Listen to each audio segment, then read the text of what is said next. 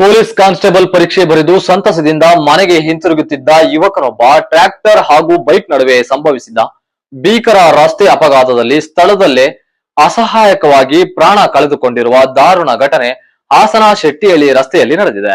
ವ್ಯಾಸಂಗ ಮಾಡುತ್ತಿದ್ದ ಸಾಗರ್ ಗೌಡ ಭವಿಷ್ಯದಲ್ಲಿ ಪೊಲೀಸ್ ಇಲಾಖೆ ಸೇರುವ ಕನಸು ಹೊತ್ತು ಭಾನುವಾರ ನಡೆದ ಪೊಲೀಸ್ ಕಾನ್ಸ್ಟೇಬಲ್ ನೇಮಕಾತಿ ಪರೀಕ್ಷೆಗೆ ಹಾಜರಾಗಿದ್ದರು.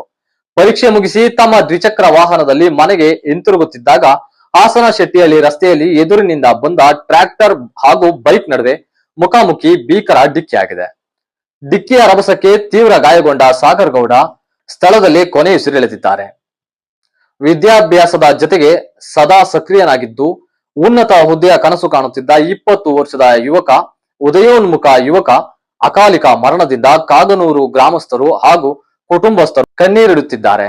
ಪರೀಕ್ಷೆ ಬರೆದು ಖುಷಿಯಿಂದ ಮನೆಗೆ ಬರುವ ಮಗನಿಗಾಗಿ ಕಾಯುತ್ತಿದ್ದ ಹೆತ್ತವರ ಆಕ್ರಂದನ ಮುಗಿಲು ಮುಟ್ಟಿದೆ.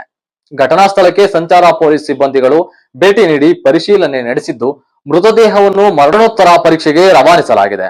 ಪ್ರಕರಣ ದಾಖಲಿಸಿಕೊಂಡಿರುವ ಪೊಲೀಸರು ಮುಂದಿನ ತನಿಖೆ ಕೈಗೊಂಡಿದ್ದಾರೆ.